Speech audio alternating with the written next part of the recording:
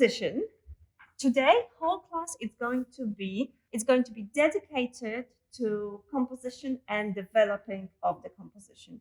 So first thing that I'm going to say to you is the formats that we're going to use through this whole project for your final pieces, and obviously we will practice the composition on that format as well. So you are probably very used to 3/4 format, which is like your A4, A3s.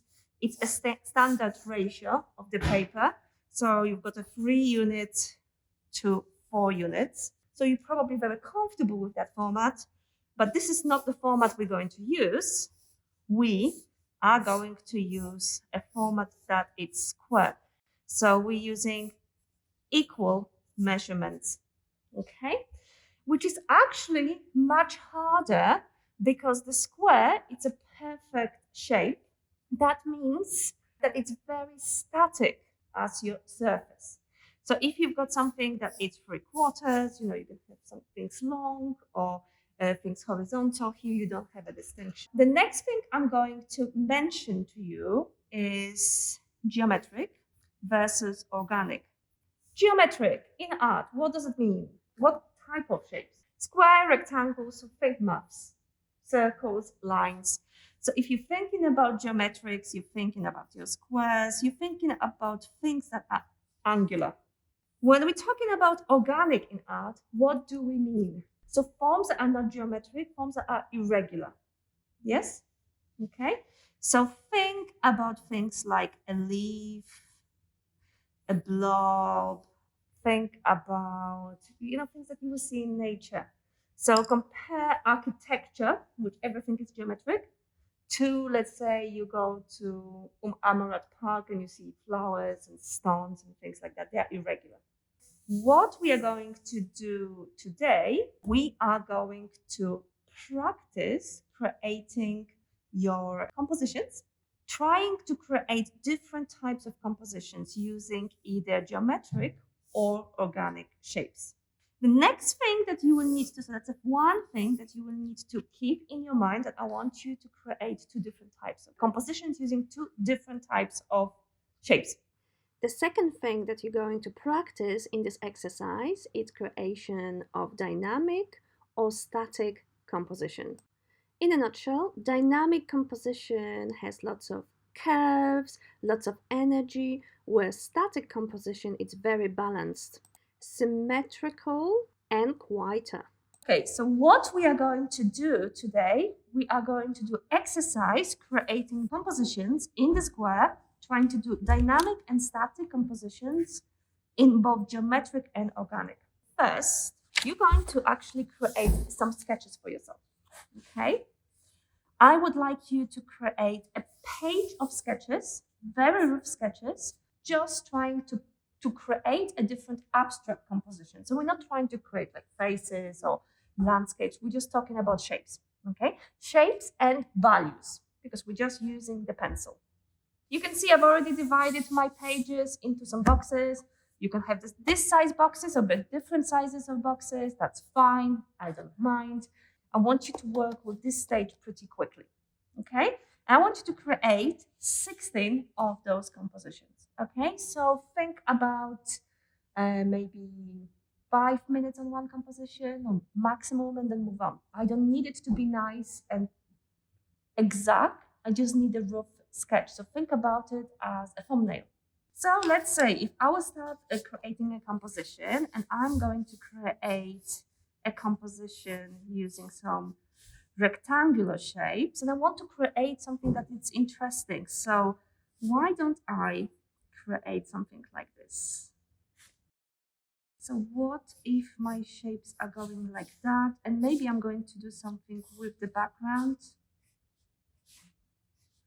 Okay, I can indicate to myself what I want darker, what I want lighter. So let's say all of that could be darker. Maybe this is going to be very dark. Very quick, yeah? Not even a minute. What type of composition will that be? So we've got geometric, organic, dynamic, static. So it is geometric. Is it dynamic or is it static? Static. So I've got my composition, I identified it, I can just label it. Good question. Why is it static? Could anyone answer? There's not much contrast, so there's no dynamic in the value. What else? Why is it static? So we've talked about the value. There's not too much dark and light, yeah? Yeah, there's no movement. Notice that left and right is the same, yeah? I've got a big box here, big box here. That's the same. So it's sort of like mirror itself. It's very static. Correct. So if you would fold it. So I've done my first composition. I identified what it is. I can create a second composition. What type of composition it is? It's organic. Is it dynamic or is it static? It's very static. Again, we've got a very similar situation here. What about if I would create a composition that looks like that? It's definitely dynamic here. We've got lots of curves. It's not symmetrical, both geometric and organic. Your first task is to create 16 sketches of different types of compositions. I've used the ruler for those. I don't mind if it's just drawn by hand. I don't want you to spend tons of time, but I want you to do it quickly and identify what type of compositions you're doing, okay? So we've got some good range of the composition from different students. All of them are very different approaches. And you can see that the personal preferences, maybe a bit of personality, it's starting shining through. This is very good because you don't want things to look exactly the same, because that's a bit boring. If you haven't labeled your work yet, make sure that you label it and you start identifying your different types of compositions. Static, dynamic, geometric, organic, mixed. Let's say that you finish all of those, okay? We're going to move to the second part of composition exercises. We're going to take some of those compositions and we're going to refine them. We're not talking about the color yet. We're just talking about the value. So you will need your black and white colors. In your sketchbook, you've got 12. You're going to refine now to 6. So I'm just going to use this space here to show you. And obviously, you don't have to copy exactly what you initially did. You can refine it and make it better for yourself. I am going to use this for mixing my colors and my paints. And I can start by maybe taking one of the compositions and refining it a bit further. I am having this sort of like an organic and static composition, okay? And I'm going to use it as a base for my quick painting sketch. That means I don't have to have it like very exact, very precise. I should be working pretty quickly with it, because it's just to record my ideas. So first of all, I'm going to prepare myself some mixtures of a tone. My original composition was kind of bland, so I'm thinking I'm going to work in the realm of very soft and subtle grays. If you want, you can start by outlining what you want to do. Notice that I've changed my compositions a bit because I'm thinking that's going to be a bit better. And my lines are very light, so they're not going to disrupt me. Okay? And I'm going to actually start doing my painting sketch, concentrating on two things, composition and value. So I'm not thinking too much about texture yet. I could add it. I don't think about making it precise. It's just a general idea that I want to create in paint. So pretty quick, if you've got any spaces in between paint, that's fine. We're just trying to give it a bit of a general shape. Okay, so that's going to be lighter, that's going to be darker.